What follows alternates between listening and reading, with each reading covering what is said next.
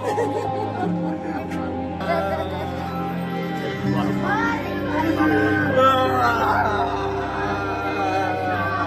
अकेला घर, रात का सन्नाटा और एक बेसहारा विधवा महिला।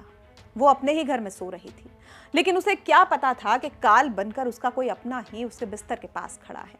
एक ऐसा रिश्ता जिसे रक्षक होना चाहिए था, वही भक्षक बन गया। मेरठ के परीक्षितगढ़ में हुई इस सनसनीखेज वारदात ने पूरे इलाके को दहला कर रख दिया है। महज कुछ रुपयों के जेवर और एक मोबाइल फोन के लिए एक कलयुगी देवर ने अपनी ही चचेरी भाभी के साथ कांड कर दिया। लेकिन कातिल चाहे कितना भी शातिर क्यों ना हो, कानून की नजरों से नहीं बच सकता। महज 4 घंटे, जी हाँ, सिर्फ 4 घंटों में मेरठ पुलिस ने इस ब्लाइंड मर्डर केस की गुत्थी को कैसे सुलझा लिया, चलिए आपको बताते हैं। नमस्कार, मैं हूं उपासना और आप देख रहे हैं यूपी तक।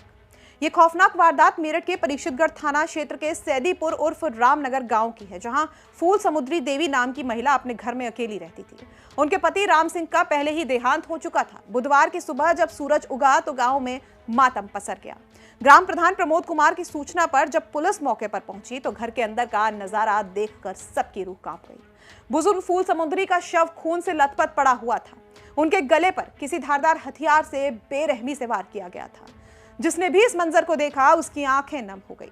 बुढ़ापे के इस पड़ाव पर एक बेसहारा महिला की ऐसी दर्दनाक मौत ने इंसानी रिश्तों पर से भरोसा ही उठा दिया। यह हत्या किसने की, कब की और क्यों की, कैसे की, इन सारे सवालों के जवाब ढूंढना पुलिस के लिए एक बड़ी चुनौती था, क्योंकि शुरुआत में कोई चश्मदीद नहीं था। मामले की गंभीरता को देखते हुए पुलिस ने तुरंत अज्ञात के खिलाफ मुकदमा दर्ज किया। मेरठ के एसपी देहात अभिजीत कुमार ने खुद कमान संभाली और तुरंत 5 पुलिस टीमों का गठन किया गया। अब शुरू हुआ पुलिस का वो चक्रव्यूह जिससे बचना कातिल के लिए नामुमकिन था। पुलिस की टीमों ने गांव और आसपास के 25 से ज्यादा सीसीटीवी कैमरे की फुटेजेस को खंगाला। इतना ही नहीं, कड़ियों को जोड़ने के लिए कई गांव वालों से पूछताछ की गई। इस दौरान तकनीकी और मैनुअल इंटेलिजेंस के जरिए शक की सुई मृतका के ही परिवार के एक सदस्य पर जाकर टिक गई। पुलिस ने शक के आधार पर गांव के ही रहने वाले 65 साल के लीलू सिंह को हिरासत में ले लिया। जब पुलिस ने कड़ाई से पूछताछ शुरू की तो लीलू सिंह ज्यादा देर तक झूठ नहीं बोल सका। उसने जो कबूलनामा दिया उसे सुनकर पुलिस वाले भी सन्न रह गए। आरोपी लीलू सिंह कोई और नहीं बल्कि मृतका फूल समुद्री देवी का चचेरा देवर निकला, जो पड़ोस में ही रहता था। पुलिस के मुताबिक लीलू ने बताया कि मंगलवार की रात उसने बहुत ज्यादा शराब पी ली थी। वो चोरी के इरादे से अपनी चचेरी भाभी के घर में घुसा था, लेकिन जब वो गहने चुरा रहा था तो तभी शायद बुजुर्ग महिला की आंख खुल गई। पकड़े जाने के डर से लीलू ने घर में ही रखा एक धारदार हथियार उठाया और फूल समुद्री देवी की मौके पर ही हत्या कर दी। इसके बाद वो सोने के कुंडल, चांदी की पाजेब और मृतका का मोबाइल लेकर फरार हो गया।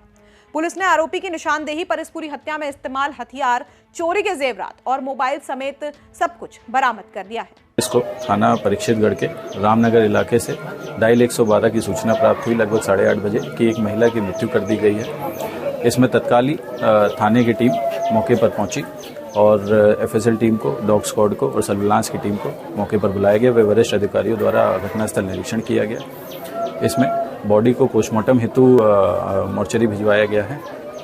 बॉडी की शिनाख्त फूल सुंदरी नाम की एक महिला की हुई है, जिसकी उम्र लगभग 70 वर्ष के करीब है और इसमें गांव के सम्भ्रांत व्यक्तियों से पूछताछ की जा रही है। वे साक्ष्य एकत्रित किए जा रहे हैं। कुछ महत्वपूर्ण बिंदु इसमें प्राप्त हुए हैं जिन पे गहनता से जांच की जा रही है। वह थाने परीक्षितगढ़ पर मुकदमा पंजीकृत किया गया है। तो रिश्तों को शर्मसार कर देने वाले इस हत्यारे देवर को पुलिस ने गिरफ्तार करके जेल भेजने की तैयारी कर ली है। बरामदगी के आधार पर मुकदमे में चोरी और सबूत मिटाने की धाराएं भी बढ़ा दी गई हैं। पुलिस का दावा है कि कोर्ट में पुख्ता सबूत पेश करके आरोपी को सख्त से सख्त सजा दिलवाई जाएगी। लेकिन इस घटना ने समाज के सामने एक बड़ा सवाल छोड़ दिया है कि अगर अपनों के ही भेष में छिपे ऐसे भेड़िए आसपास घूम रहे हों तो कोई बुजुर्ग कहां तक सुरक्षित है।